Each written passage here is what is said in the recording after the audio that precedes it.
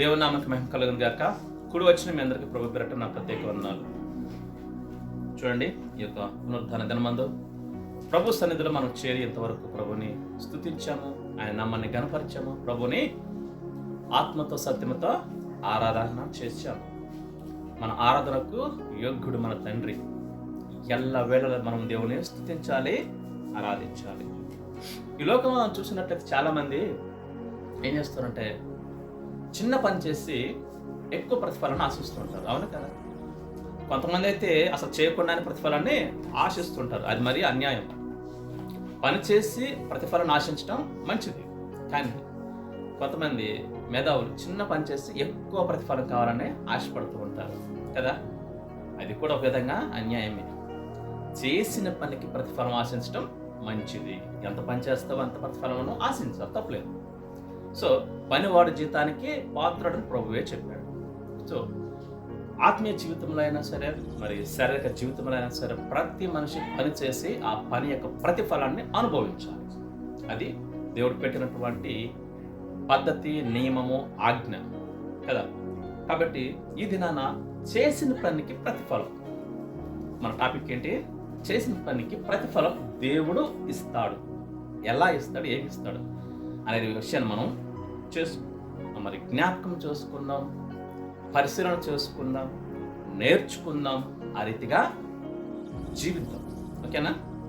ప్రభు వాక్యం మనం వినాలి, ఆలకించాలి, మరి గ్రహించాలి, బుర్రకు ఎక్కించుకోవాలి. అంటే అర్థం ఏంటి? అన్వయించుకోవాలి మన జీవితానికి. అంటే అర్థం ఏంటి? ఆ రీతిగా జీవించాలి అని అర్థం. ఆ రీతిగా జీవిస్తూ మనము అడుగులేస్తే ఆటోమేటిక్గా లోకస్తులు, నీ ఇరుగు పొరుగు వారు, నిన్ను బట్టి వారు ఆకర్షింపబడతారు. వారిని ఎద్దుకు పరిగెత్తుకు వస్తారు. మనం వాళ్ళని పిలవాల్సిన అవసరం లేదు, ఏ విషయం కోసమైనా సరే. అవునా కదా? పిలవాల్సిన అవసరము లేనే. ఒక వ్యక్తిని మనం చూసుకున్నాం, అద్భుతమైన వ్యక్తి. బైబిల్ గ్రంథంలో తన పేరు రాయబడిన మొట్టమొదటి వ్యక్తి ఒక స్త్రీ. ఆమె అన్యురాలు అయినప్పటికీ ప్రభు వంశంలో నిలబడింది. జ్ఞాపకం వచ్చిందా? ఎవరు? రూత్. చూడండి, రూత్ గ్రంథము మోయాబీరాలు. ఎవరో రూతు మోయాబీరాలు, అన్యురాలు. అయినా కానీ ఈనాడు మనం మాట్లాడుకుంటున్నాం, తన గురించి చెప్పుకుంటున్నాం. మనమే కాదు, ఈ 3000 సంవత్సరాల నుంచిగా మాట్లాడుకుంటూనే వస్తుంటున్నారు. ఎందుకు అంటే ఆమె చేసిన పనికి దేవుడిచ్చిన ప్రతిఫలం ఇదంతా. కాబట్టి చూడండి, రూతు గ్రంథము 221 పేజీ నెంబరు 2వ అధ్యాయం 11-12 వచనాలు దయచేసి చదవండి. 221 పేజీ నెంబరు 2వ అధ్యాయం 11-12 వచనాలు. తరువాత ఎల్కానా రామాలోని తన ఇంటికి వెళ్ళిపోయాను. రూతు గ్రంథము 2వ అధ్యాయము 11-12 వచనములు 221 పేజీ నెంబరు. నీవు నీ తల్లిదండ్రులను, నీ జన్మభూమిని విడిచి ఇంతకు ముందు నీవు ఎరుగని జనమునొద్దకు వచ్చితివి. యెహోవా నీవు చేసిన దానికి ప్రతిఫలం ఇచ్చును. ఇశ్రాయేలీయుల దేవుడైన యెహోవా రెక్కల క్రింద సురక్షితముగా నుండునట్లు నీవు వచ్చితివి. ఆయన నీకు సంపూర్ణమైన బహుమానం ఇచ్చునని ఆమెకు ఉత్తరం ఇచ్చాను. చదవబడిన లేఖన భాగం ద్వారా దేవుడు మనల్ని బలపరచి, స్థిరపరిచి నడిపించును గాక. ఆమేన్. చూసారు, ఇక్కడ చదివినటువంటి వాక్య భాగంలో మనకు అర్థమవుతుంది మన టాపిక్ ఏంటన్నది కదా. చూసినట్లయితే ఇక్కడ ఒక వ్యక్తితో మాట్లాడుతున్నారు. నీవు నీ తల్లిదండ్రులను, నీ జన్మభూమిని విడిచి ఇంతకు ముందు నీవు ఎరుగనటువంటి జన్మ వద్దకు వచ్చావు. యెహోవా నీవు చేసిన దానికి ప్రతిఫలం ఇచ్చును. తర్వాత ఇశ్రాయేలు దేవుడైన యెహోవా రెక్కల క్రింద సురక్షితముగా ఉండునట్లు నీవు వచ్చావు. ఆయన నీకు సంపూర్ణమైన బహుమానము ఇస్తాడని ఆమెతో చెప్పారు ఒక వ్యక్తి కదా. సంపూర్ణమైన బహుమానం ఇచ్చేదెవరు? దేవుడే ఇస్తాడు. సంపూర్ణం అంటే ఏంటి? మనం చేసిన పని ఎంత ఉందో దానికి ఎంత రావాలో అంత ప్రతిఫలాన్ని ఎవరు ఇస్తాడు? దేవుడే ఇస్తాడు. మనుషులైతే ఎవరు కదా. మనుషులు ఎవరు? ఎందుకంటే మనుషులు స్వార్థపరులు, బెంకములు ఆడువారు. 2వ తిమోతి పత్రిక 3వ అధ్యాయంలో మనకు కనపడుతుంది. అంత్య దినాలలో వినాలి, అంత్య దినాలలో మనుషులు ఎలా ఉంటున్నారంట? స్వార్థ ప్రియులను, బెంకములాడేవారు, అహంకారం, ఇంకా అజితేంద్రులు, నానా రకాల వారు ఉంటున్నారు. కాబట్టి మనుషులు ఏం చేస్తారు? చేసిన పనికి ప్రతిఫలాన్ని ఇవ్వరు. మనుషులు చేసిన పనికి ప్రతిఫలాన్ని ఇవ్వరు. అందుకే ప్రభు ఇవ్వడు. కాబట్టి ప్రభు దానికోసం కూడా ఒక మాట రాయించి పెట్టాడు మలాకి గ్రంథంలో. నీ కూలివాని కూలి నువ్వు బిగబడితే ఆ కూలి ఏం చేస్తుందంట? దేవునికి మొరపెడుతున్న జాగ్రత్త. నువ్వు పని చేయించుకొని పని ఇవ్వలేదనుకో, నువ్వు కూలికి ఒక వ్యక్తిని పిలిపించుకొని పని చేయించుకొని సాయంత్రానికి అతని కూలి అతనికి ఇవ్వకపోతే ఆ కూలి ఏం చేస్తున్నాడా? దేవునికి మొరపెడుతుంది. కాబట్టి నీకు అది శాపం అవుతుంది. ఈ విషయం చాలా మందికి తెలియదు, చాలా మంది గ్రహించరు. నాకు మిగులుతుంది కదా అని అనుకుంటారు. ఏంటి మిగిలేది? ఇటు మిగిలేద్ది. అందుకు ఆమోస గ్రంథంలో ఏమన్నాడు? చిల్లు సంచులు వేసినట్లుగా వెళ్ళిపోద్ది. కాబట్టి జాగ్రత్త. మనం విశ్వాసం ఏం చేయాలా? ఎవరినైనా పనికి పిలిస్తే వారిది వారికి అంటేనే సాయంత్రానికి ఇచ్చివేయాలి. మళ్ళీ యేసుక్రీస్తు ప్రభు కూడా చెప్పాడు ఈ మాట గురించి. చాలా జాగ్రత్త. లేనివాడిని నువ్వు పనికి పెట్టుకున్నావు అనుకో, అతను దుప్పటి తీసుకున్నావు అనుకో, మరలా సాయంత్రానికి అతనికి ఇచ్చివేయాలి. లేకపోతే నేను తీర్పు దినాన్ని నీకు లెక్క చెబుతాను అంటే ఏంటి? సరి చేస్తాను అంటున్నాడు ప్రభు. కాబట్టి పిల్లలు గమనించండి, చేసిన పనికి మనుషులు జీతము ఇవ్వచ్చు, ఇవ్వకపోవచ్చు. అయితే ఎగ్గొట్టే వాళ్ళు చాలా మంది ఉన్నారు, అన్యాయంగా సంపాదించే వాళ్ళు ఉన్నారు. వారిని దేవుడు చూసుకుంటాడు. అది మనకు అనవసరం. అయితే విశ్వాసముగా ఆత్మీయులుగా మనం ఏం చేయాలి? ఎవరినైనా పనికి పెట్టుకున్నట్లయితే మనం ఏం చేయాలా? వెంటనే వాళ్ళకి ఇచ్చివేయాలి. అది మన విశ్వాస లక్షణం, దేవుడు చెప్పేటటువంటి మాట. కాబట్టి పిల్లలు గమనించండి, పనివాడు జీతానికి పాత్రుడు. కాబట్టి అది ఏ పని అని కావచ్చు. మనం కూలి వారిని పెట్టుకున్నప్పుడు వారికి వెంటనే ఇచ్చేయాలి. ఎక్కువసేపు ఆలస్యం చేయకూడదు. ఒకవేళ ఆ టైంకి లేకపోతే సరే రేపు 2 రోజులు ఆగేస్తాను అన్నప్పుడు వెంటనే చెప్పిన టైంకి ఇచ్చివేయాలి. అది దేవుడు కూడా ఉంచుకుంటే దేవుడు కూడా మెచ్చడం, దేవుడు కూడా అది మంచిది కాదనమాట. కాబట్టి పిల్లలు గమనించండి. కానీ ఇక్కడ రూతు చేసిన పనికి ఇక్కడ ఎవరు మాట్లాడుతున్నారు అంటే తెలుసా? ఇక్కడ మాట్లాడిన మాట బోయజు మాట్లాడుతూ ఉంటున్నాడు. ఎవరితో? రూతుతో మాట్లాడుతున్నాడు. ఏమంటున్నాడు? నీవు నీ తల్లిదండ్రులను, నీ జన్మభూమిని విడిచి ఎక్కడికి వచ్చావంట? ఈ యొక్క ప్రాంతానికి వచ్చావు. ఈ భూమికి, ఈ ప్రాంతానికి. ఈ భూమి అంటే ఏంటి? యెరూషలేం పట్టణం, బెత్లెహేం నగరానికి మరి ఆమె రావడం జరిగింది. బెత్లెహేం అనే పురమునకు, పల్లెటూరు, నగరం కాదు కానీ పల్లెటూరు, యెరూషలేంకి దగ్గరలో ఉంటుంది. కాబట్టి అక్కడికి వచ్చినప్పుడు ఈ ప్రాంతానికి నువ్వు వచ్చావు. అయితే దేవుడు నీకు ప్రతిఫలం ఇస్తాడు. ఏమొచ్చినాడు? అదే అంటున్నాడు కదా, నువ్వు చేసిన పనికి నీ జన్మభూమిని, నీ తల్లిదండ్రులను విడిచి ఇంతకు ముందు నువ్వు ఎరగని జన్మ మధ్యకు నువ్వు వచ్చావు. కాబట్టి దేవుడు నీకు ప్రతిఫలం ఇస్తాడు. అంతేకాదు, యెహోవా రెక్కల క్రింద నువ్వు సురక్షితంగా ఉండటానికి వచ్చావు.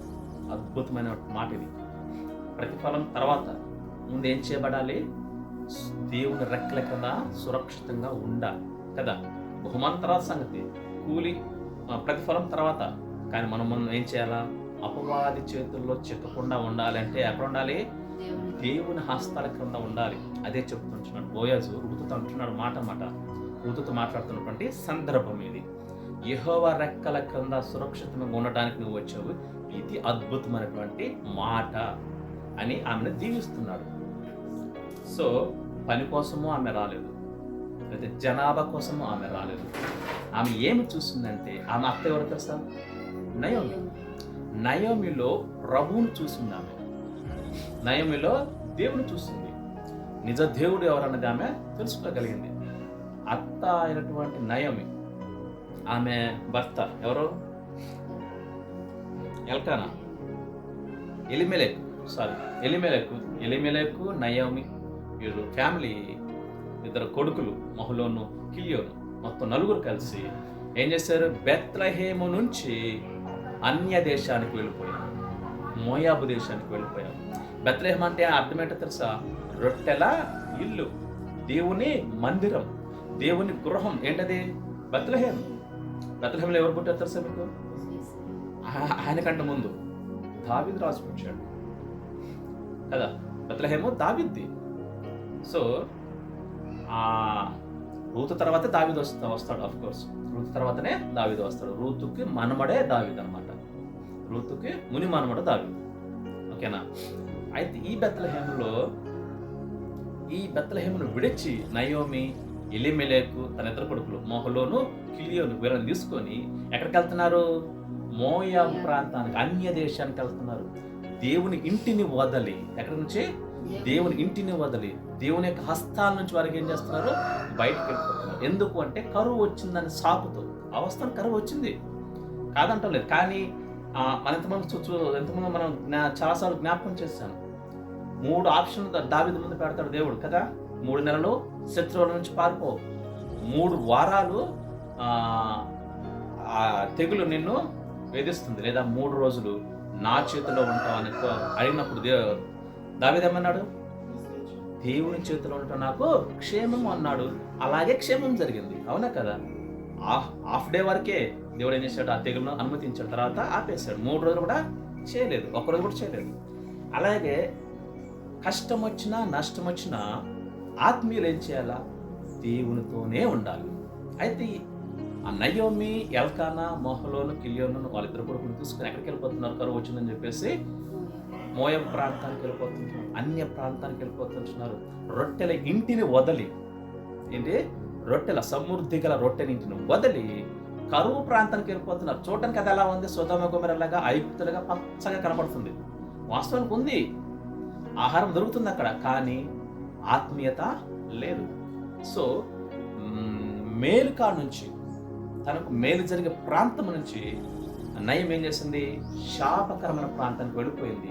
నిజంగానే శాపం పొందుతుంది. భర్త చనిపోయాడు, ఎలీమెలెకు చనిపోయాడు, మహలోను పెద్ద కొడుకు చనిపోయాడు, తర్వాత 2వ కొడుకు కూడా చనిపోయాడు. చూసారా? మేలు కలిగే ప్రాంతం నుంచి దేవుని చేతిలో ఉంటే మనకు మేలు, అవునా కదా? దేవుని చేతిలో ఉంటే మనకు మేలు, కానీ ఎక్కడికి వెళ్ళిపోయింది? అపవాది చేతిలోకి, అన్య ప్రాంతానికి, మరి ఆత్మీయులు లేనటువంటి ప్రాంతానికి వెళ్ళిపోయే శాపాన్ని గురి తెచ్చుకుంది. ఆమె భ్రమపడింది ఏమని? అక్కడ ఆహార సమృద్ధిగా దొరుకుతుందని ఆహారం వైపు చూసిందే తప్ప నిజ దేవుడు నన్ను పోషించగలడు అని చెప్పేసి అంటే ఆ యొక్క ఆలోచన లేదు. కాబట్టి మేలుకు బదులుగా శాపాన్ని తెచ్చుకొని సమస్తం పోగొట్టుకుంది. చివరిలో ఏమన్నా తెలుసా? మరలా బెత్లెహేముకి వచ్చిన తర్వాత ఏమన్నా? నన్ను నయం అనక ఏమనాలి? మారా అనండి అని చెప్పింది మొదటి అధ్యాయంలో. నయం అంటే మధురము అని అర్థం. మధురము వదిలేసి మారాకి వచ్చేసి, మారా అంటే ఏంటి? చేదు. చూసారా? దేవుని చేతిలో నుంచి బయటికి వెళ్ళిపోతే ఎవరైతే నీకు కష్టం వచ్చినా, నష్టం వచ్చినా, వ్యాధి అయినా, అనారోగ్యమైనా ఎక్కడ ఉండాలి? దేవుని చేతిలోనే ఉండాలి. ఎందుకంటే ఆయన సమస్తము చేయగలడు, ఏదైనా చేయగలడు. నీకు నిజంగానే కష్టం వచ్చింది, అయినా నిలబడు. ఒక నిన్ను బాగు చేయడానికే వచ్చిందేమో, నిన్ను మార్చడానికే వచ్చిందేమో, నిన్ను సరి చేయడానికే వచ్చిందేమో, నిన్ను నిలబెట్టడానికే వచ్చిందేమో, నిన్ను బలవంతులుగా చేయడానికే వచ్చిందేమో. అది గ్రహించకుండా నాకు నష్టం వచ్చింది, నాకు నష్టం వచ్చింది, లేకపోతే నాకు ఆకలి అవుతుందని చెప్పేసి బయటికి వెళ్ళిపోవడం, అది సబబు మంచిది కానే కాదు. నయం అలాగే వెళ్ళిపోయి ఆమె తీరని శోకంలోకి వెళ్ళిపోయింది. 2 కొడుకులు పెళ్లి చేసింది, కానీ భర్తను పోగొట్టుకుంది, 2 కొడుకుల్ని కూడా పోగొట్టుకుంది. 2 కోడళ్ళు మాత్రం మిగిలారు. కాబట్టి ఆ మిగిలిన తర్వాత మరలా దేవుడు తన దేశాన్ని, తన ప్రజలను దర్శించాడని ఎప్పుడైతే నయోమి విన్నదో మరలా ప్రయాణం కట్టింది. ఈమె ఒక్కతానికి ఆ కరువు వచ్చిందా ఆ ప్రాంతంలో? కదా, దేశం మొత్తం వచ్చిన కరువు, మరి వాళ్ళంతా ఎందుకు వెళ్ళలేదు? కాబట్టి గ్రహింపు మనకు ఉండాలి. దేవుడు అనుమతించాడు అంటే, దేవా ఇది నా మేలు కోసం నువ్వు అనుమతించావు. బహుశా నాకు అర్థం కాకపోవచ్చు, మీకైనా నాకైనా అర్థం కాకపోవచ్చు ఆ పరిస్థితులు ఉన్నప్పుడు. దేవా మీరు నువ్వు నాకు ఎందుకు అనుమతించావో నాకైతే తెలియటం లేదు, కానీ దీన్ని ఓర్చుకునే శక్తి, దీన్ని సహించే శక్తి మరి నాకు అనుగ్రహించని అడగాలి. దేవా దీన్ని ఎలా తప్పించుకోవాలి, దీన్ని ఎలా జయించాలి అని మనం ప్రభువుని అడిగితే, ప్రభు ఏమన్నాడు? 1 కొరింథీయుల 10:12 మనుషులకు సాధారణ కలుగు శోధనం తప్ప మరి ఏమి అధికంగా రావు అంటూనే ఏం చెప్పాడు? శోధనలో నుంచి తప్పించుకోవడానికి ఆయన ముందే మార్గాన్ని కూడా సిద్ధం చేసి ఉంచుతాడు. మనకు ఒక శోధన కానీ, కష్టం కానీ, శ్రమ కానీ, నింద కానీ దేవుడు అనుమతించాడు అంటే దాని వెనక ఆశీర్వాదం ఉంటుంది. అది గమనించాలి. అవును కదా? నాకు యాక్సిడెంట్ అయింది, 10 సంవత్సరాలు అవుతుంది, అంత కుమిలిపోయాను, బాధపడ్డాను. కోర్స్ అయితే దేవుని మీద నేను ఎప్పుడే నంద వేయలేదు. బహుశా ఆ మంచిగా వచ్చింది అనుకున్నాను. ఈనాడు దేవుడు ఏం చేశాడు? అద్భుతంగా నిలబెట్టుకున్నాడు తన పరీక్షలు. ఆయన కొనసాగిస్తాడు ఎవరికైనా సరే. దేవుడు అనుమతించాడు అంటే దాని వెనక అద్భుతమైనటువంటి ఆశీర్వాదాన్ని దేవుడు దాచిపెడతాడు. మనం భయపడాల్సిన అవసరం లేదు. దిగులు చెందాల్సిన అవసరమే లేదు. ఎందుకు? దేవుడు మనతో ఉన్నాడు కాబట్టి. గమనించండి, ఇక్కడ చూసినట్లయితే ఈమె చేసిన పని ఏంటి? ఎవరు? రూతు చేసిన పని ఏంటి అంటే కొన్ని విషయాలు మనం చూసుకున్నాం. మొదటిగా ఆమె ఏం చేసింది? తన దేశాన్ని, తన బంధువులను వదిలి ఎక్కడికి వచ్చిందంట? ఇశ్రాయేలు దేశానికి వచ్చింది. ఇశ్రాయేలు దేవుణ్ణి అనుసరించింది. మొదటి అధ్యాయం చూడండి, 16వ వచనం. మొదటి అధ్యాయం 16వ వచనం చదవాలా? అందుకు రూతు, నా వెంబడి రావద్దనియు, నన్ను విడిచి పెట్టుమనియు, నన్ను బ్రతిమాలు కొనవద్దు. నీవు వెళ్ళు చోటికే నేను వచ్చేదను, నీవు నివసించు చోటనే నేను నివసించదు. నీ జనమే నా జనము, నీ దేవుడే నా దేవుడు. చూసారా? అద్భుతమైన మాట. ఒక అన్ని రాళ్ళు పలుకుతున్నప్పుడు మాట ఏంటి? నీ దేవుడే నా దేవుడు. ఇక్కడ దేవుని గురించి ఆమె తెలుసుకుంది. దేవుని మహిమను ఆమె చూడగలిగింది. నిజ దేవుడని ఆమె గ్రహించగలిగింది. వార్ప వదిలేసి వెళ్ళిపోయింది. వార్ప ఏం చేసింది? వెళ్ళిపోమంటే వెళ్ళిపోయింది. కానీ రూత్ మాత్రం ఏమంటుంది? నీ జనమే నా జనము, నీ దేవుడే నా దేవుడు. నీవు మృతి పొందు చోటని నేను మృతి పొందుతాను. ఆమె జనాంగాన్ని చూడలేదు. ఎవరు? రూతు. తల్లిదండ్రులను చూడలేదు, తన సొంత బంధువులను చూడలేదు, తన సొంత దేశాన్ని చూడలేదు. ఎవరిని చూసింది? నిజ దేవుడు చూసింది. నీ దేవుడే నా దేవుడు. అది గమనించాలి. ప్రతి ఒక్క విశ్వాసం ఏం చేయాలా? దేవుణ్ణి కలిగి ఉండాలి. అటు దేవుణ్ణి వదిలిపెట్టలేక తన అత్తతో పాటు రావటం జరిగింది. మొదటిగా దేవునికి ఆమె విలువ ఇచ్చింది. దేవుని ఆజ్ఞలను ఆమెకు తెలుసుకుంది. నేను తప్ప వేరొక దేవుడు నీకు ఉండకూడదన్న ఆజ్ఞ ఆమె గ్రహించి పాటించింది. నీ దేవుడే నా దేవుడు. ఎందుకంటే ఆయన నిజ దేవుడు అని ఆమె తెలుసుకోగలిగింది. ఇశ్రాయేలు దేశంలో ఐగుప్తు నుంచి కనానుకు వచ్చేటప్పుడు ఎన్ని అద్భుతాలు చేశాడో అవన్నీ ఆమె విన్నది, గ్రహించింది. ఈయన నిజ దేవుడని తెలుసుకొని నువ్వు ఏ దేవుడిని అనుసరిస్తున్నావు, నేను కూడా అదే దేవుడు నాకు కావాలి. ఆయన నిజ దేవుడు ఆమెకు నమ్మింది, ఆయనను అనుసరించింది మరణం వరకు. చూసారు? ఆమె ఏం చేసింది? దేవుణ్ణి, నిజ దేవుడు ఎవరు అన్నటువంటి విషయాన్ని ఆమె గ్రహించి నిజ దేవుణ్ణి ఆమె అనుసరించింది, సత్యాన్ని అనుసరించింది. చాలా మంది ఈనాడు సత్యాన్ని అనుసరించక మరి వారి ఇష్టానుసారంగా అదే సత్యమని వారు పాటించేది, వారు నడిచేది, వారు చేసేది సత్యమైన భ్రమలో ఏం చేస్తున్నారు? మరి వారి ఇష్టానుసారంగా జీవిస్తున్నారు. అందులో వాస్తవం ఉండదు, సత్యం ఉండదు. కొన్ని సత్యం చెప్పడానికి వెళ్ళినాయి, కానీ ఆ సత్యాన్ని వినే ఆ చెవులు కూడా వారికి ఉండవు, ఆ అంగీకరించే మనసు కూడా వారికి ఉండదు. కనీసం అది వాస్తవమా కాదనేటువంటి విషయాన్ని కూడా వారు గ్రహించరు. ఎందుకంటే అపవాది వారి మనోంతరాలకు గురుడ్డితనం కలెక్ట్ చేసింది, తిరుగుబాటుతనం కలెక్ట్ చేసింది. ఎందుకంటే ఎక్కడ వాస్తవాన్ని తెలుసుకుంటారు, ఎక్కడ నిజ దేవుడిని తెలుసుకుంటారు అని. కాబట్టి ఇప్పుడు రూత్ అయితే ఏం చేసింది? నిజ దేవుడు ఎవరు అనే విషయాన్ని ఆమె గ్రహించింది. ఆ నిజ దేవుడిని వెంబడించింది, ఆయనను అనుసరించి జీవించింది. ఈనాడు చాలా మంది విశ్వాసులు కూడా నిజ దేవుడు ఎవరు తెలుసు, కానీ ఏం చేస్తారు? శరీర కోరికలు, లోకానుసారమైన జీవితానికి, మరి ధనం సమకూర్చుకోవడానికి, పొలాలు కూడబెట్టుకోవడానికి, ఆస్తులు సంపాదించుకోవడానికి ఏం చేసుకుంటారు? ఇవన్నీ వీటి కోసం కాలాన్ని వెలుగుస్తూ ఉంటారు. దేవుని పరిచర్య, అసలు దేవుడు ఏం చెప్పాడు, దేవుడు ఎందుకు వచ్చాడు, ఇవన్నీ పక్కన పెట్టేసి వారి ఇష్టాన్ని, వారి సొంతాన్ని నెరవేరుస్తూ ఉంటారు. అలా సొంతాన్ని నెరవేరుస్తే నరకానికే పాత్రుడు తప్ప దేవునికి ఎంత మాత్రమో వారు యోగ్యులు కారు.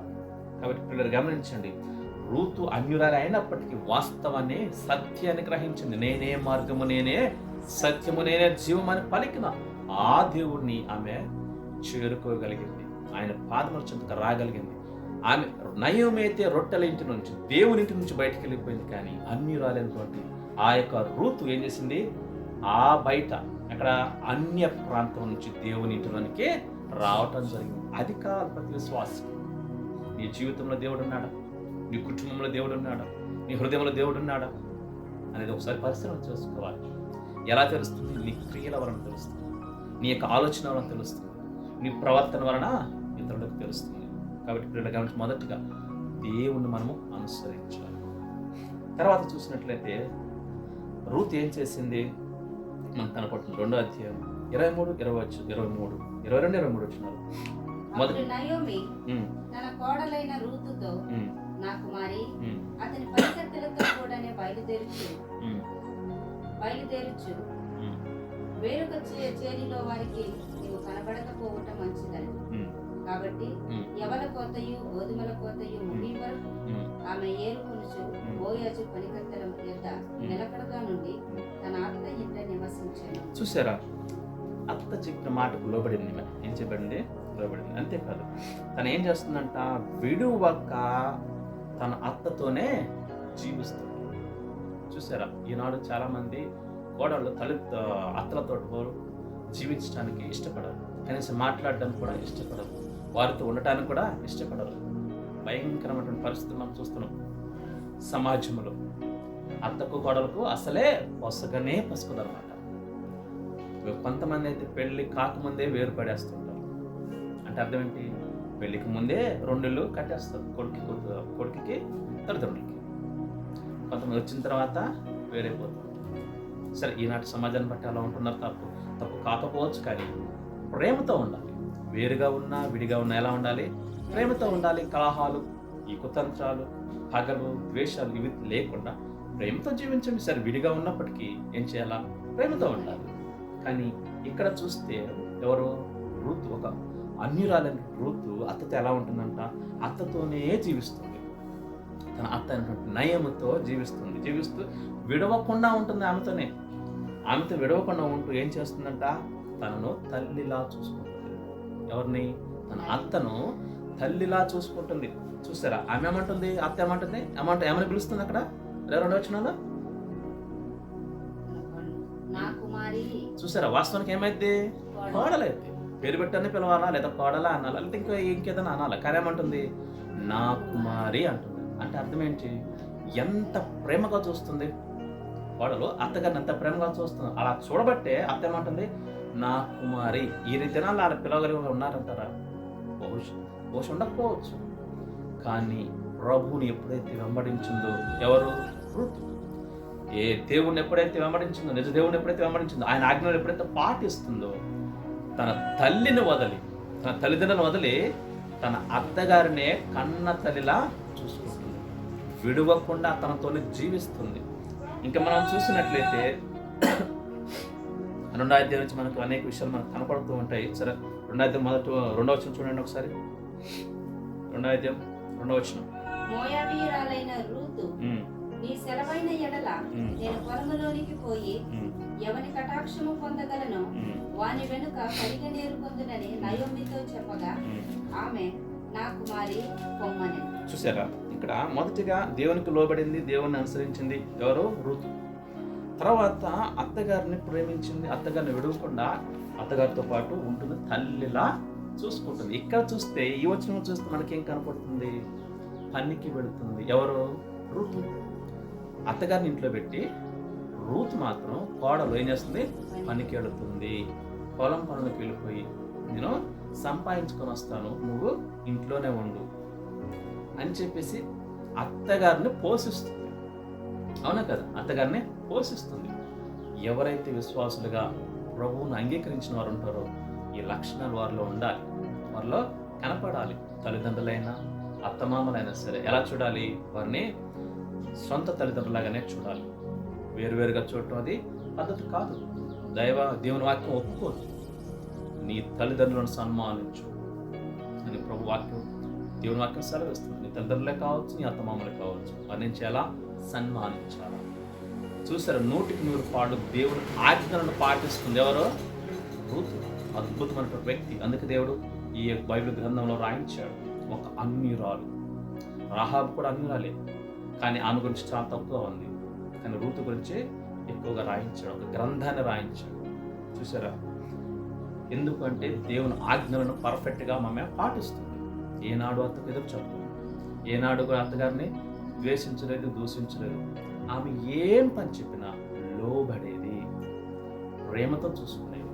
అంతేకాదు, తను మాత్రమే పనికెళ్ళి అత్తగారిని చిన్నపిల్లలా పోషించింది.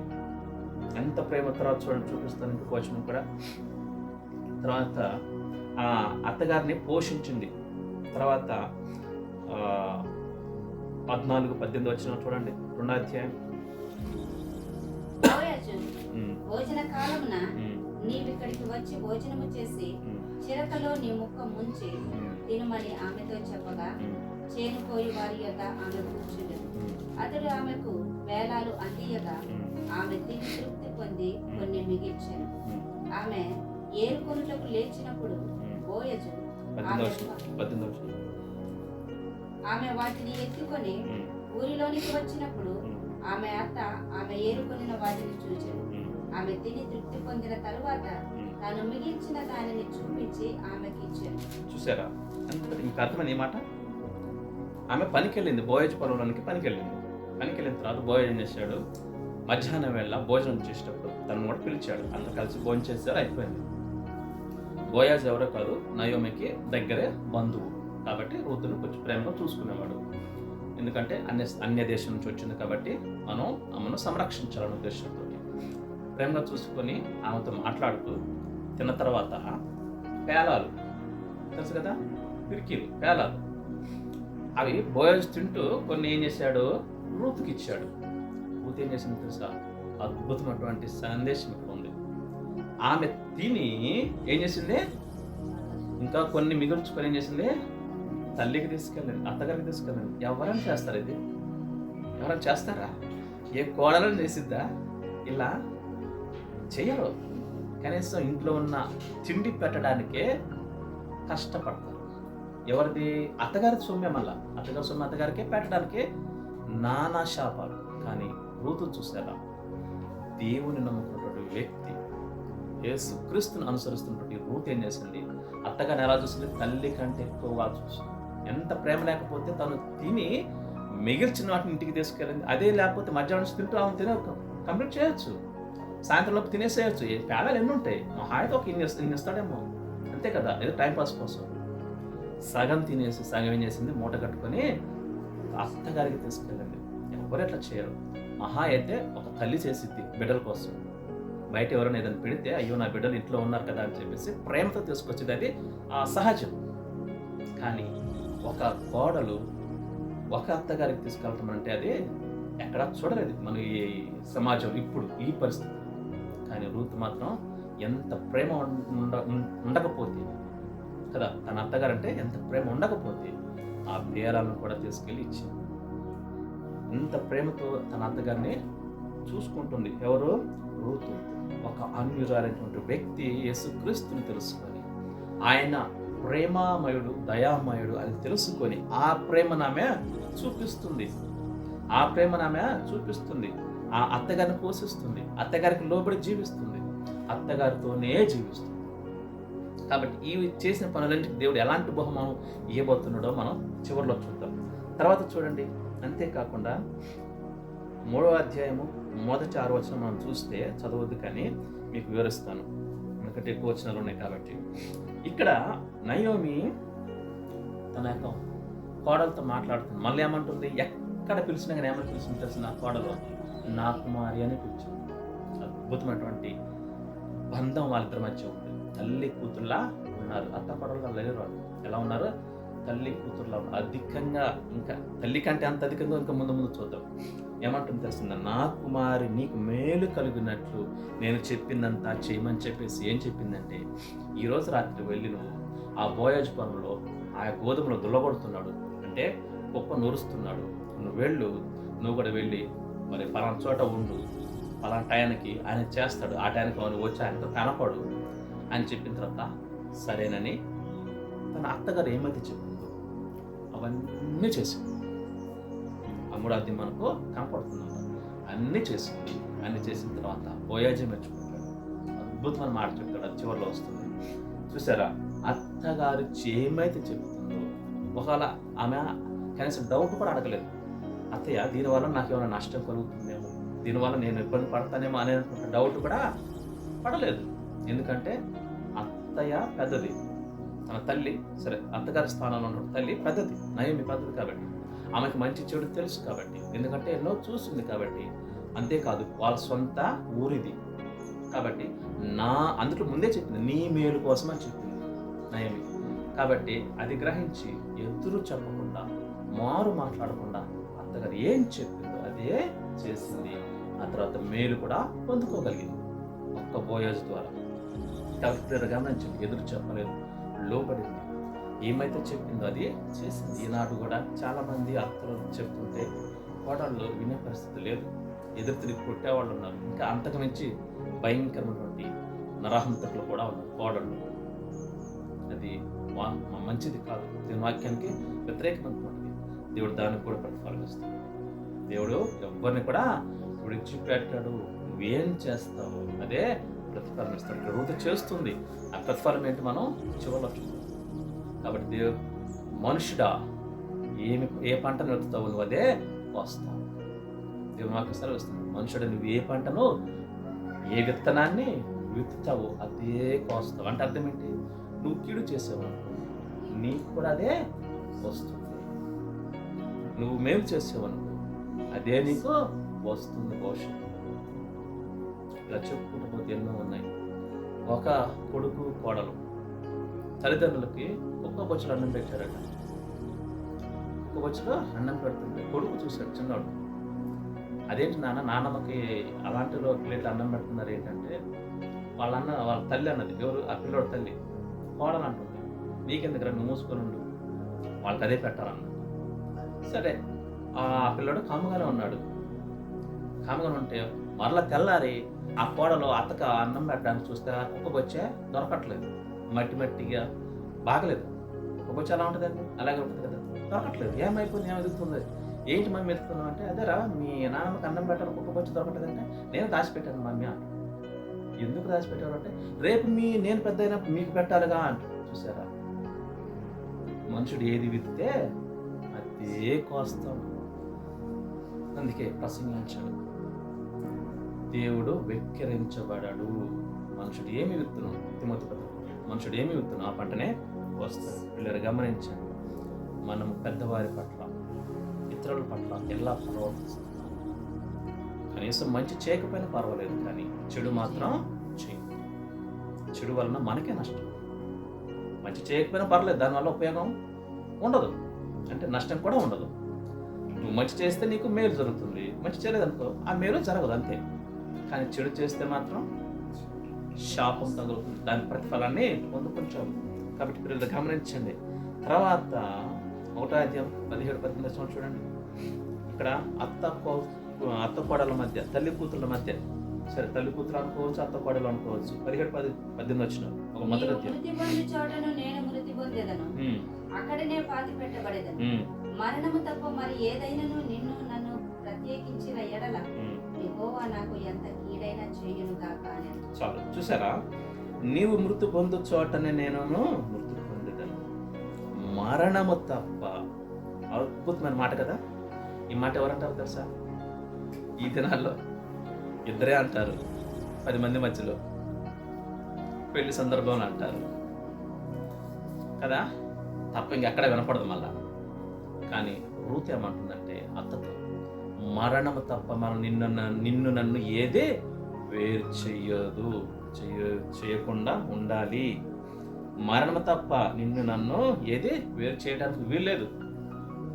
మరణం ఒకటే వేరు చేస్తుంది. ఎందుకంటే ఎవరు ముందు వెళ్తారో ఎవరు వెనక వెళ్తారో తెలియదు కాబట్టి, అది దేవుని చిత్తం కాబట్టి ఎంత బంధం మా ఇద్దరి మధ్య ఉందో చూడండి. మరణము తప్ప నిన్ను నన్ను ఏది కూడా వేరు చేయడానికి వీల్లేదు. నువ్వు ఎక్కడ ఉంటావు నేను అక్కడ ఉంటాను, నువ్వు ఎక్కడ మృతి పొందుతావు నేను కూడా అక్కడే మృతి పొందుతాను. ఎంత అద్భుతమైన మాట. మరి ఆ రూతుకి ఇలాంటి సద్గుణాలన్నీ ఎలా వచ్చాయి? అన్యురాలు కదా. మళ్ళీ ఇది నయం కూడా ఉన్నది ఎక్కడ? అన్ని దేశంలోనే ఉన్నారు, అన్ని దేశంలోనే పెళ్లి చేశారు తన కొడుకుకి. రూతు రెండో కోడలు, చిన్న కోడలు, కిలియోన్ భార్య, ఓర్పా పెద్ద కోడలు. అయితే వీళ్ళిద్దరూ మోయాబు దేశస్తులే, అంటే అన్యులే, దేవుని ఎరగని ప్రజలు, మోయాబు ప్రజలే. కానీ నయోమిని చూసి, నయోమి పాటించలేదు, కానీ నయోమిని చూసి రూత్ ఏం చేసింది? ఆ సద్గుణాలు, దేవుని లక్షణం, దేవుని ఆజ్ఞలు అవన్నీ అలవర్చుకుని ఏమంటుందంటే, నాకు దేవుడు కావాలి, తర్వాత నువ్వు కావాలి, నిన్ను నన్ను మరణము తప్ప ఏది కూడా మనల్ని వేరు చేయడానికి వీల్లేదు అని కరాకనికి చెప్పేసింది. చూసారు ఎంతటి బంధం ఇద్దరి మధ్య ఏర్పాటు చేసుకుందో రూతు కలిసిపోయింది. కాబట్టి ఆ తర్వాత ఆటోమేటిక్గా అత్తగారు కూడా కలిసిపోయారు. ఆమె ఆల్రెడీ విశ్వాసే, నయోమి ఆల్రెడీ విశ్వాసే. కాబట్టి రూతు కలిసిపోవటం వలన, రూతు ప్రేమగా అత్తగారిని చూసుకోవటం వలన, రూతు అత్తగారిని పోషించడం వలన, రూతు అత్తగారికి లోబడి విధేయత చూపించడం వలన అత్తగారు కూడా ఏం చేశారు, ఆటోమేటిక్గా ఆమె కూడా అలాగే మారిపోయింది. మొదటిగా మనం మారితే మన కుటుంబస్తులు కావచ్చు, మన భర్త కావచ్చు, మన భార్య కావచ్చు, మన తల్లిదండ్రులు కావచ్చు, మన పిల్లలు కావచ్చు, ఎవరైనా మనల్ని బట్టి మారిపోతారు. వాళ్ళు కూడా దేవుని సెలవిస్తుంది తెలుసా మీకు? 1 కొరింథీ పత్రికలో అంటాడు, విశ్వాసురాలైన భార్యకి అవిశ్వాసి అయిన భర్త ఉంటే ఎలా మారుతాడట? ఆమె విశ్వాసాన్ని బట్టి, ఆమె ప్రవర్తనను బట్టి ఆ భర్త పరిశుద్ధపరచబడతాడు, అంటే మార్చబడతాడు. ఒకవేళ విశ్వాసి అయిన భర్తకు అవిశ్వాసురాలైన భార్య ఉంటే, అఫ్కోర్స్ దేవుని రాకముందు పెళ్ళై ఉంటుంది కదా, ఆ తర్వాత ఒకరు మారచ్చు. అట్లా వాళ్ళు ఏం చేస్తారంట, నీ ప్రవర్తనను బట్టి, భర్త మంచి ప్రవర్తన బట్టి భార్య ఏం చేయబడుతుంది, మారుతుంది. అంటే మొదటిగా మనము మారాలి. రూతు మారింది, తర్వాత అత్తగారు కూడా మారిపోయారు. అత్తగారు కూడా కోడల్ని ఎలా చూసుకుంది, కన్న కూతురులా చూసుకుంది. ముందు రూతు తన అత్తగారిని కన్న తల్లి కంటే ఎక్కువగా చూస్తుంది, కన్న తల్లి కంటే ఎక్కువగా ప్రేమించింది, కన్న తల్లి కంటే ఎక్కువగా లోబడింది, కన్న తల్లి కంటే ఎక్కువగా ఆమెను పోషించింది.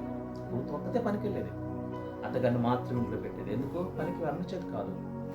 అలా చేయబట్టి ఆ అత్తగారు కూడా ఆటోమేటిక్గా మారిపోయి వారి గృహంలో దేవుని సన్నిధికి వచ్చింది. చూసారా, అన్నిరాలే తన గ్రహించగలిగింది నిజ దేవుణ్ణి. ఈనాడు విశ్వాసంగా ఉంటున్న మనం మరి దేవుణ్ణి అనుసరిస్తున్నాము, దేవుని ఆజ్ఞలను పాటిస్తున్నాము, దేవుడు చెప్పినట్లుగా చేస్తున్నాము, దేవునికి లోబడుతున్నామా, పెద్దవారికి లోబడుతున్నామా, ఇతరులకు లోబడుతున్నామా? ఇతరుల కంటే అర్థం ఏంటి? అన్ని విషయాల కోసం కాదు, మంచి విషయాల కోసం. కాబట్టి గమనించిన, అంతేకాదు రూతు విడదీయరాని బంధాన్ని తన అత్తగారితో ఏర్పాటు చేసుకుంది. బహుశా తల్లిదండ్రులు కానీ పిల్లల పట్ల కానీ ఈ మాట అనలేరేమో. మరణం తప్ప నన్ను ఏది వేరు చేయడానికి వీల్లేదని అనేవాళ్ళు కూడా లేరు. కానీ రూతు మన ఇద్దరిని ఎవ్వరు కూడా వేరు చేయడానికి వీల్లేదు, ఆ దేవుడు తప్ప.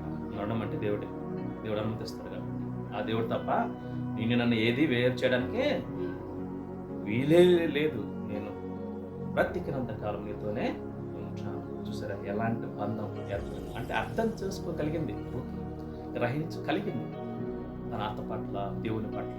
తర్వాత చూసినట్లయితే ఈ విషయాలని మరి ఎందుకో దేవుడు నాకు బయలుపరచడం తెలియదు, కానీ మనము ఎదగటానికి, నేర్చుకోవడానికి. తర్వాత 4వ అధ్యాయం 16వ వచనం చూస్తే అక్కడ కూడా చక్కటి మాట దేవుడు మనకు తెలియపరుస్తున్నాడు రూతు జీవితంలో. అప్పుడు నయోమి ఆ బిడ్డను తీసుకుని కౌగిట నుంచుకొని వానికి దాదిగా నుండి.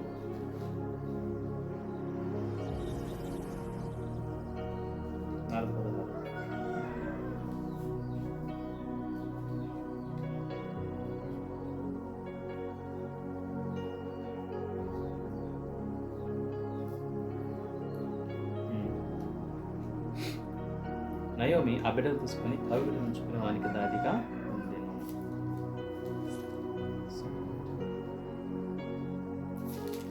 3వ అధ్యాయం 16వ వచనం. 3వ అధ్యాయము 16వ వచనం. ఆమె తన అత్త ఇంటికి వచ్చినప్పుడు అత్త నా కుమారి ఈ పని ఎట్లు జరిగినని అడగగా ఆమె ఆ మనుష్యుడు తనకు చేసినదంతయు తెలియజేసి. చూసి చూడండి, ఇక్కడ రూతు ఎలాంటిదో మనకి కనపడుతూ ఉంటుంది.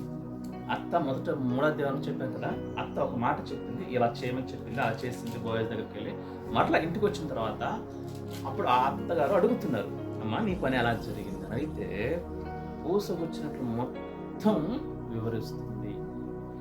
తన ఇంటి దగ్గర నుంచి బయలుదేరిన దగ్గర నుంచి మరలా ఇంటికి వచ్చిన ఏం జరిగిందో సమస్తము ఏం చేస్తుందంట, తన అత్తగారికి తెలియపరుస్తుంది. దీనివల్ల ఏమర్థమవుతుంది? నమ్మకస్తులు ఎవరు? రూతు. అత్తగారు చెప్పిన పని సాక్షాత్తు చేసేసి ఏం చేసిందో, ఏది దాచిపెట్టకుండా సమస్తము మరలా అత్తగారికి చెబుతుంది. నమ్మకత్వం.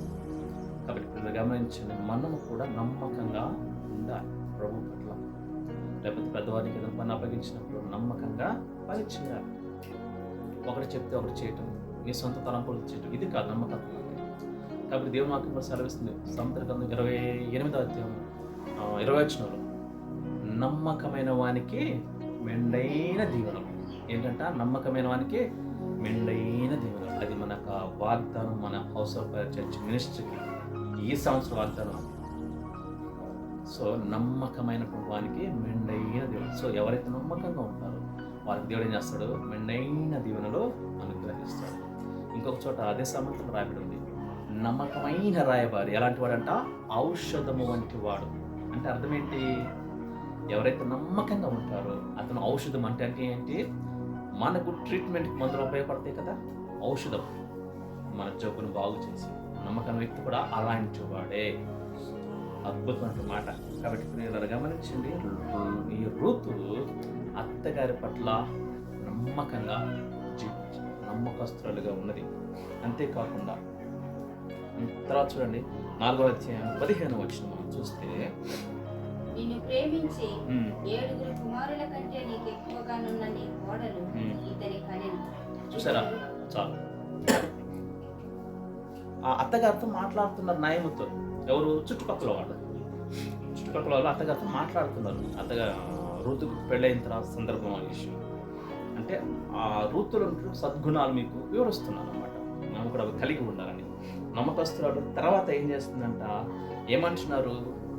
నీ కోడలు ఎలాంటిదంట? నీకు 7 కుమారుల కంటే ఎక్కువ. నీకు 7 కొడుకులు ఉన్నారనుకో, వాళ్ళకంటే కూడా నీ కోడలే ఎక్కువ. చూసారు? అద్భుతమైనటువంటి సాక్ష్యం. ఎవరు చెప్తున్నారు? నయము చెప్పట్లేదు, చుట్టుపక్కల జనాలు చెప్తున్నారు రూతు గురించి. నయముతో అంటున్నారు. ఏమంటున్నారు? నీకు 7 కుమారులు ఉన్నా సరే వాళ్ళు నీ కోడల ముందు పనికి రారు, సరిరారు. 7 కుమారుల కంటే నీ కోడలే ఎక్కువ. అంటే ఎంత మంచిదో అని వారి ఉద్దేశం. ఎంత శ్రేష్టమైనటువంటి జీవితాన్ని రూతు జీవిస్తుందని వారి ఉద్దేశం. వారి ఉద్దేశం కాదు, వాస్తవం కూడా. దేవుడు అంగీకరించాడు, ఆ రీతిగా మార్చాడు రూతుని. ఆమె ఒప్పుకుంది ప్రభు అధికారానికి, ప్రభుకు లోబడింది. మొదటిగా ప్రభుకు లోబడింది కాబట్టి ఆ తర్వాత తన అత్తగారి పట్ల, తన చుట్టూ ఉన్న జనాంగం పట్ల ఆమె ఒక వజ్రంలా జీవించింది. కాబట్టి చుట్టూ ఉన్నవారు సాక్ష్యం ఇస్తున్నారు. ఎవరి గురించి? రూతు గురించి. అద్భుతమైన సాక్ష్యం కదా. ఎవరైనా చెప్పరు. కోడల గురించి చుట్టుపక్కల వారు ఏమని చెప్తారు. ఇవి చెప్పరు. కారం పోసే మాటలు చెప్తారు కదా. కానీ ఇక్కడ ఏమంటున్నారు? నీ కోడలు నీకు 7 కుమారుల కంటే ఎక్కువ. అంటే కుమారులున్నా నీకు వేస్టే. అంటే ఎంతగా ఆదరించిందో అత్తగారిని, ఎంతగా పోషించిందో, ఎంతగా ప్రేమించిందో ఈ యొక్క మాటలను మనకు అర్థమైపోతుంది. అవును కదా? అద్భుతమైన సాక్ష్యం. చూసారా? ఏం చేసింది రూతు? తన అత్తగారిని 7 కొడుకుల కంటే అత్యధికంగా ప్రేమగా చూసుకుంది. బహుశా కాలు కింద పెట్టనివ్వలేదేమో కావచ్చు, లేకపోతే అంత మాట అనరు. ఎవరు? చుట్టుపక్కల జనాలు. మంచి సాక్ష్యం కదా. మంచి సాక్ష్యాన్ని కాపాడుకుంటుంది రూతు. కాబట్టి ఇప్పుడు గమనించండి, 7 కొడుకుల కంటే కూడా నీ కోడలు నీకు ఎక్కువ. తర్వాత బోయజ్ ఇంకొక మాట చెప్తున్నాడు. చివరి చూడండి 3వ అధ్యాయము 10వ వచనం. రూతు యొక్క సత్ప్రవర్తన ఎలాంటిదో ఆయన కూడా చెప్పుకుంటున్నాడు. అతడు, నా కుమారి, యెహోవా చేత నీవు దీవెన నొందిన దానవు. కొద్దివారినే గాని గొప్పవారినే గాని యవనస్తులను నీవు వెంబడింపక ఉండుట వలన నీ మునుపటి సత్ప్రవర్తన కంటే వెనుకటి సత్ప్రవర్తన మరి ఎక్కువైనది. చూసారా? ఎంత అద్భుతమైన మాట. ఇలాంటి వ్యక్తిని బహుశా మనం బైబిల్లో చూసి ఉండలేదనుకుంటాం. ఎందుకంటే బోయాజు చెప్తుంటున్నాడు మాట. అది ఏ పరిస్థితులు చెప్తున్నాడు? ఒక రాత్రికాల సమయంలో తన గోధుమను దొల్లగొడుతున్నప్పుడు చెప్తున్నాడు. ఏమంటున్నాడు? నీ మునుపటి మునుపటిదే సత్ప్రవర్తన అయినా ఇప్పటి సత్ప్రవర్తన దానికంటే మించింది. అసలు మునుపటిదే సత్ప్రవర్తన తిరగేకు చెప్పేటప్పుడు వినాలి. సత్ప్రవర్తన అంటే ఏంటి? మంచి ప్రవర్తన. మునుపటి సత్ప్రవర్తన కంటే వెనుకటి అంటే ఇప్పుడుది సత్ప్రవర్తన మరీ అధికమైంది. వర్ణించడానికి అద్భుతమైన మాట అన్నమాట. ఆమె రూతు యొక్క సత్ప్రవర్తన ఎలాంటిదంటే మనం చెప్పడానికి మాటలు లేవు. అంతటి సత్ప్రవర్తన కలిగి జీవించింది. ఎందుకు అంటే తన అత్తగారు విశ్వాసాలు తను ఏమైతే బోధించిందో అది మాత్రమే చేసింది కాబట్టి బోయాజుకి అది నచ్చింది. ఏమంటున్నాడు, నువ్వు యవనంలో ఉన్నప్పటికీ లోకం వైపు, శరీర కోరికల వైపు, యవనస్తుల వైపు చూడకుండా ఏం చేస్తావు, దేవునికి భయపడి నీ అత్తకు లోబడి మరి ఈ కార్యాన్ని నువ్వు చేసావు కాబట్టి మునుపటి సత్ప్రవర్తన కంటే వెనుకటి సత్ప్రవర్తన అత్యధికమైనటువంటిది. కాబట్టి నాకు మరి నువ్వు భయపడవద్దు, నీ దేవుడు నీకు ప్రతిఫలాన్ని ఇచ్చాడు. ఇది రూతు చేసినటువంటి ఇన్ని మంచి కార్యాలకు దేవుడు ఏం చేశాడు, ప్రతిఫలాన్ని ఇచ్చాడనమాట. ఏం చేసింది, మొదటగా నిజదేవుడిని తెలుసుకుంది, ఆయన నిజదేవుడని ఆయన్ను వెంబడించింది, అనుసరించి జీవించింది. ఆయన ఏమైతే చెప్తున్నాడో ఆయన ఆజ్ఞలన్నీ పాటించింది. మరి మనం చూసినవన్నీ కూడా అవే కదా. తల్లిలా ప్రేమించింది ఎవరిని, అత్తగారు. విడువక ఆమెతోనే ఉంది, పోషించింది, తర్వాత ఆమెకు లోబడింది, తర్వాత ఆమెను కన్న తల్లి కంటే ఎక్కువగా చూసుకుంది. అన్యులే ఏమన్నారు, సాక్ష్యం ఇచ్చారు. ఏమని, నీ కోడలు 7 కొడుకుల కంటే అత్యధికమైనటువంటిది, ఎక్కువైనటువంటిది కొడుకులు ఉన్నాయి కానీ నీ వారు నీ కోడలకి సాటి రారు. అంత గొప్ప మంచి వ్యక్తి, అంత గొప్ప మంచి మనిషి అని సాక్ష్యం ఇచ్చారు. ఈనాడు మన సాక్ష్యం ఎలా ఉంటుంది, మనం ఉంటున్న ప్రాంతంలో, మనం ఉంటున్న గ్రామంలో సాక్ష్యాన్ని కాపాడుకోవాలి. వెరీ వెరీ మోస్ట్ ఇంపార్టెంట్ మన సాక్ష్యం, వ్యక్తిగత సాక్ష్యం. కుటుంబ సాక్ష్యం కంటే వ్యక్తిగత సాక్ష్యం ఉంటుంది. ఎందుకంటే నీ సాక్ష్యం నువ్వు బాగుంటేనే నువ్వు ప్రభువుకు మహిమకరంగా జీవిస్తావు. నిన్ను బట్టి అనేకులు రాగలుగుతావు. కుటుంబ సాక్ష్యం తర్వాత, ఎందుకంటే కుటుంబ సాక్ష్యం అది కుటుంబ మొత్తానికి సంబంధించింది కాబట్టి నీ వ్యక్తిగత సాక్ష్యం బాగుంటే అప్పుడు ఆటోమేటిక్గా కుటుంబం కూడా సరిచేయబడుతుంది. కాబట్టి రూతులాగా మంచి సాక్ష్యం కలిగి మనము జీవించాలి. తర్వాత ఏం చేసిందంట, బోయజ్ అంటున్నాడు, మునుపటి సత్ప్రవర్తన కంటే వెనకటి సత్ప్రవర్తన మరి అధికమైనటువంటిది. చూసారా ఎంత మంచి ప్రవర్తన కలిగి జీవించిందో ఎవరు, రూతు. తర్వాత అందుకే ప్రభు అద్భుతమైనటువంటి మరి ప్రతిఫలం ఇచ్చాడు. ఏంటో చూద్దామా, గొప్ప మేలు దేవుడు ఆమెకు దయచేశాడు. ఏమిటి అంటే, మనం సమయం లేని కారణాన అన్ని చూపించటం లేదు, కానీ మీకు వివరిస్తాను. ఆల్రెడీ రూతుకి ఫస్ట్ మ్యారేజ్ అయింది, భర్త చనిపోయాడు. కానీ దేవుడు ఏం చేశాడు, మరలా శాపంలో నుంచి వచ్చినటువంటి ఆమెకు ఏం చేశాడు, శాపాన్ని తొలగించేశాడు. ఎందుకు, ప్రభు వెంబడించింది కాబట్టి, ప్రభుత్వం లోబడింది కాబట్టి శాపాన్ని తొలగించేసి మేలు దయచేశాడు.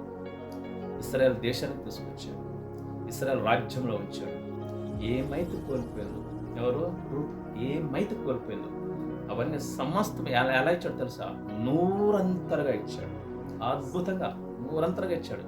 భూమి కోల్పోయింది, భర్తను కోల్పోయింది, ప్రేమను కోల్పోయింది, అవన్నీ మరలా దయచేసి అత్యధికంగా దయచేసాడు. మామూలుగా కాదు, అత్యధికంగా. బోయజు ఎవరు తెలుసా, రూతు భర్తే. బోయజు రూతు భర్తే. అంటే పెళ్లి కాకముందు ఇంతవరకు మనం మాట్లాడుకున్నాం. తర్వాత 4వ అధ్యాయంలో రూతును ఆమె చూసుకోవటం జరిగిందన్నమాట. ఎవరు, బోయజు రూతును చూసుకోవటం జరిగింది. ఆయన ఎంత గొప్ప ధనవంతుడు తెలుసా, బోయజు చాలా ధనవంతుడు. చూసారా, సెంటు భూమి లేనటువంటి రూతుకి దేవుడు ఏం చేశాడు, గొప్ప ధనాన్ని ఇచ్చాడు. అంటే దానికోసమని కాదు, కానీ ఆత్మీయ జీవితాన్ని కాపాడుతుంది కాబట్టి ఇహపరమైనటువంటి మేలులు కూడా దేవుడు దయచేశాడు. అన్నిటికీ మించి అత్యధికమైనటువంటి మేలు ఏంటో తెలుసా, క్రీస్తు ప్రభు ఆమెలో నుంచి వచ్చాడు. తెలుసా ఎవరు, యేసయ్య. ఈ లోకానికి ఎలా వచ్చాడు, ఆమెలో నుంచి వచ్చాడు. అంటే అర్థం ఏంటి, ఆమె వంశంలో నుంచి వచ్చాడు అని చెప్తున్నా. యేసుక్రీస్తుకి ఆమెకి కొన్ని వేల సంవత్సరాలు గ్యాప్ ఉంది. అంటే అర్థం ఏంటి, అన్యురాలు అయినప్పటికీ ఆమెలో నుంచి ఎవరు వచ్చారు, ఓబేదు వచ్చాడు. ఓబేదు నుంచి యెస్సయి వచ్చాడు. యెస్సయి నుంచి దావీదు వచ్చాడు. దావీదు కుమారుడే యేసుక్రీస్తు. చూసారా, ఈ ప్రపంచంలో గొప్ప మేలు దేవుడు రూతుకి అనుగ్రహించాడు. అన్నిటికీ ముఖ్యంగా ఆత్మీయంగా తన ఆత్మను పరలోకంలో తనతో పాటు ఉంచే అవకాశం ఇచ్చాడు. అంటే ప్రభుత్వం నిరంతరము ఆమె జీవించే అవకాశం ఇచ్చాడు. ఎందుకు, ఆమె కోరుకుంది కాబట్టి, దేవుడిని, నిజ దేవుడిని ఆమె తెలుసుకుంది కాబట్టి. చూసారు, దేవుడు ఇచ్చిన ప్రతిఫలం ఎలాంటిదంటే శారీరక పరంగా కూడా దేవుడు ఏమైనా వదిలిపెట్టలేదు. గొప్ప ధనవంతుని ఇచ్చాడు. అంతేకాదు, బోయజు చాలా మంచివాడు. ఆ గ్రామంలోని, ఆ పట్టణంలోని, ఆ దేశంలోని బోయజు అలాంటి వాడు చాలా మంచి వ్యక్తి. ఎందుకంటే 4వ అధ్యాయం మనకు కనపడుతుంది. వారి మాటల సందర్భంలో బోయజు గుణాలు ఏంటన్నది మనకు అర్థమవుతుంది. చాలా మంచి వ్యక్తి. తర్వాత వారిని విడిపించిన వ్యక్తి, నయము భూమిని విడిపించిన వ్యక్తి బోయజు. తర్వాత చక్కటి కొడుకుని దేవుడు ఆమెకు అనుగ్రహించాడు. జీవితాంతం ప్రభు మందిరములో ఆమె నివసించే అవకాశం దేవుడు ఆమెకు ఇచ్చాడు. కాబట్టి ఇప్పుడు గమనించండి, దావీదు ఆమెలో నుంచే వచ్చాడు, యేసుక్రీస్తు కూడా ఆమె వంశంలో నుంచే వచ్చాడు. శాపాన్ని తొలగించి వేసి దేవుడు ఏం చేశాడు? మేలు దయచేశాడు మోయాబు స్త్రీ అయినటువంటి రూతుకి. తర్వాత మోయాబు స్త్రీ అనబడలేదు, తర్వాత ఇశ్రాయేలు యూదా వంశపు స్త్రీ అయిపోయింది. ఎవరు? రూతు. యూదా వంశంలోనికి వచ్చేసింది. యూదా స్థుతి గోత్రపు సింహం ఆ వంశంలో నుంచే రావటం జరిగిందనమాట. శాపాన్ని తొలగించి వేసి దేవుడు ఏం చేశాడు? గొప్ప మేలు ఆమెకు ఇచ్చాడు. ఆమె చేసిన దానికి దేవుడు ప్రతిఫలం ఇచ్చాడు. ఆమె చేయకపోతే ఇస్తాడా? ఇవ్వడు. ఓర్ప చేయలేదు, వెళ్ళిపోమాగానే వెళ్ళిపోయింది. అత్తగారిని వదిలేసి వెళ్ళిపోయింది. దేవుడు చేశాడా? ఇక అంతటితోనే ఫుల్ స్టాప్ పెట్టేశాడు. మరలా అదే పాపపు జీవితంలోనికి, అదే మోయాబు దేశంలోనికి వెళ్ళిపోయింది, నరకానికే వెళ్ళిపోయింది. కానీ రూతు చేసిన పనికి దేవుడు ఏం చేశాడు? గొప్ప మేలు దయచేశాడు. ఆత్మ మేలు దయచేశాడు, శారీరక మేలు దయచేశాడు. కరువులో నుంచి రొట్టెల ఇంటిలోనికి, దేవుని మందిరంలోనికి ఆ యొక్క రూతుని దేవుడు నడిపించాడు. ఈనాడు నువ్వు చేసిన ప్రతి పనికి దేవుడు ఏం చేస్తాడు? ప్రతిఫలం ఇవ్వబోతున్నాడు. అది ఏ పనైనా కావచ్చు, శరీరంతో చేసిన పని కావచ్చు, నీ ఆలోచనతో చేసిన పని కావచ్చు, నీ కంటితో చేసిన పని కావచ్చు, నీ నోటితో చేసిన పని కావచ్చు. వాటికి ప్రతిఫలం ఇస్తాడు. అయితే ప్రభువుకు నమ్మకంగా జీవిస్తూ నువ్వు ఏదైనా పని చేస్తే, అంటే సంపాదించుకోవడం కోసం కానీ, బ్రతకడం కోసం కానీ, నీ ఆలోచన కోసం ఏదైనా పని చేస్తే దేవుడు దానిని కూడా దీవిస్తాడు. అందుకే మలాకి గ్రంథంలో దేవుడు అంటున్నాడు, నా మందిరంలో ఆహారం ఉండనట్లుగా మీరు దశమ భాగం తీసుకొచ్చినట్లయితే నేను మిమ్మల్ని ఉన్నతంగా దీవిస్తాను. ఆకాశ వాక్యులు విప్పి పట్టరాని దీవెనతో నేను మీకు కుమ్మరిస్తాను. ఎందుకు? దేవుని మందిరంలో ఆహారం ఉండాలి. దేవుని మందిరంలో ఆహారం ఉండాలి. ఎందుకు అంటే ఏ టయాన్ని ఎవరు వస్తారో తెలియదు కాబట్టి. అంతేకాదు, దావీదుడు లేవి పోషించబడాలి. ఆ యొక్క దశమ భాగములతో పోషించబడాలి. అది దేవుడు నిర్ణయించినటువంటి ఆజ్ఞ. కాబట్టి నువ్వు ఏ పని చేసినా, ప్రభు కోసం నువ్వు ఏ పని చేసినా దేవుడు ప్రతిఫలాన్ని దయచేశాడు. ప్రతిఫలాన్ని ఇచ్చాడు. నువ్వు చేసిన ప్రతి పనికి దేవుడు ప్రతిఫలం ఇస్తాడు. దేవుని కోసమే చేసిన పనికి దేవుడు ఇస్తాడు అనుకోవద్దు. నీ సొంత పనికి చేసినా కానీ దేవుడు ఇస్తాడు. ఎందుకు?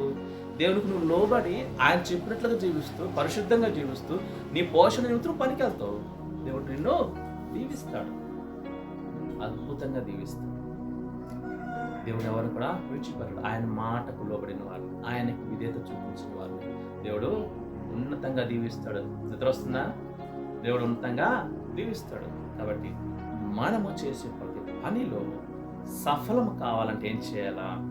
రూతులాగా దేవుని ఆజ్ఞలను ఒక్కొక్కటిగా మనం పాటించాలి. నిన్ను వారిని పొరుగుని ప్రేమించిన ఆజ్ఞను రూతు పాటించిందా లేదా? అత్తగారు ఎలా చూసుకుంది? కన్న తల్లి కంటే ఎక్కువగా చూసుకుంది. ఆమెకు లోబడింది, ఆమెకు విధేయత చూపించింది.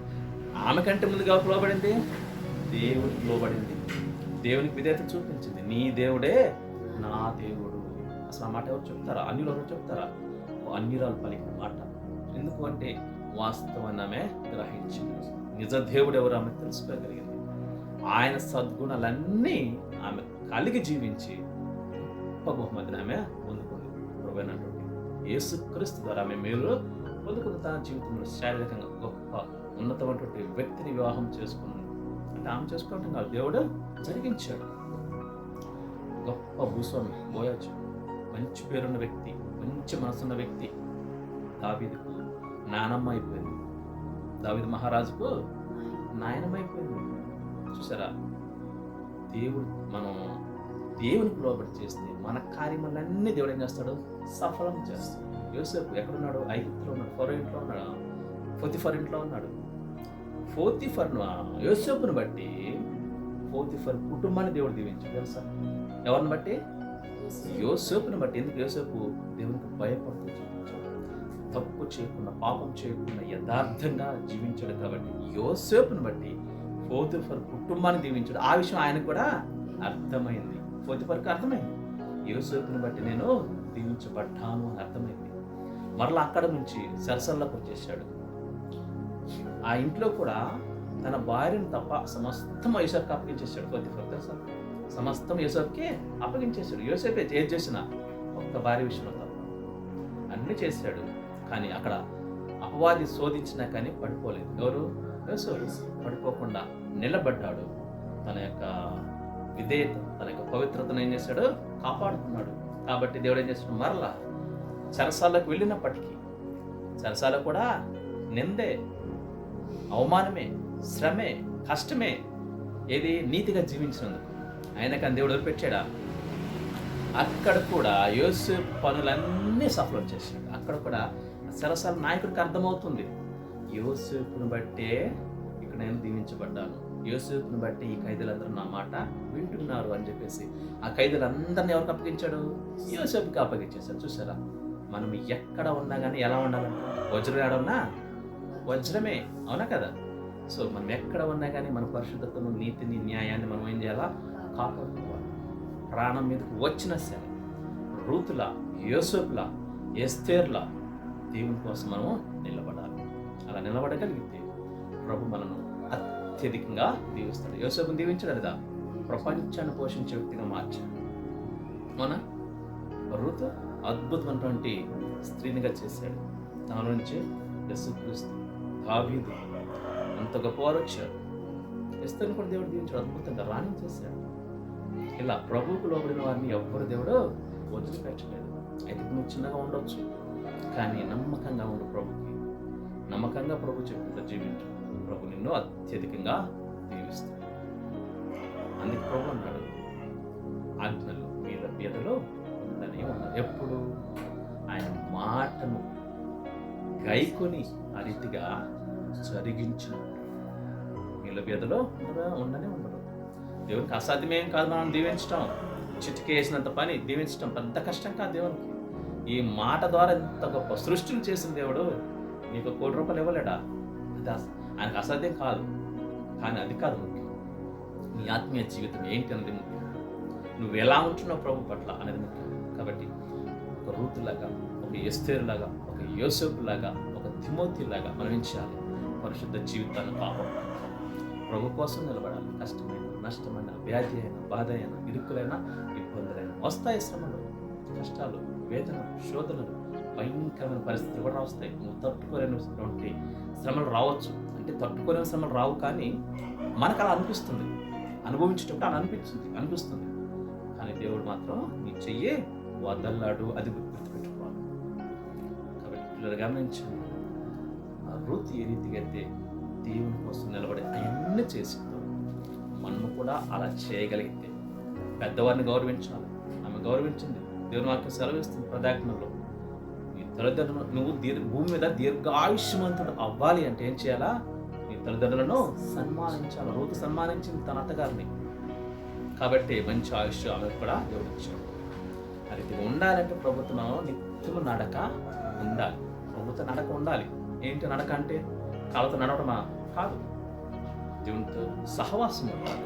ప్రార్థన, బైబిల్, వాక్యత, స్థితి ఆరాధన ప్రతిరోజు చేయాలి. ఏ ఒక్కరోజు చేయడం కాదు. ప్రతిరోజు తింటామా లేదా మనం బ్రతకడం కోసం? 3 పూట్ల తింటాం. అవసరం అంటే ఆకలి వేసినప్పుడల్లా తింటాం. కావాలనుకుంటే తక్క ఎప్పుడు కావాలంటప్పుడే తింటాం. అలాగే ప్రతి దినము ప్రభుత్వం మనం ఏం చేయాలా? సహవాసం చేయాలా, మాట్లాడాలా. నువ్వు ప్రార్థన చేస్తావు, వెళ్ళిపోతావు, అది సహవాసం అనిపించుకోదు. ఆయన కూడా నీతో మాట్లాడాలి కదా. ఇద్దరు వ్యక్తులు మాట్లాడితేనే అది సహవాసం. ఒకరు మాట్లాడితే అది సహవాసం కాదు. వన్ వే అంటారు. ఇద్దరు మాట్లాడుకోవాలి. దేవుడు నీతో మాట్లాడాలన్నా, నువ్వు దేవునితో మాట్లాడాలన్నా, ప్రార్థన, బైబిల్, స్తుతి ఆరాధన, ఈ 3 ఎవరైతే తప్పకుండా చేస్తారో ప్రతిరోజు దేవుడు నీతోనే ఉంచాడు. అద్భుత విజయాన్ని నీకు దేవుడు అనుగ్రహిస్తాడు. ఆ రీతిగా మనం కూడా రూతులుగా అన్ని సద్గుణాలు కలిగి ప్రభువుకి మహిమకరంగా జీవితం, మన ప్రాంతం గొప్ప సాక్షులంగా మనల్ని దేవుడు నిలబెట్టును కాక. ప్రార్థన చేసుకుంటాం. మోకరించండి. ఇంతవరకు దేవుడు తన యొక్క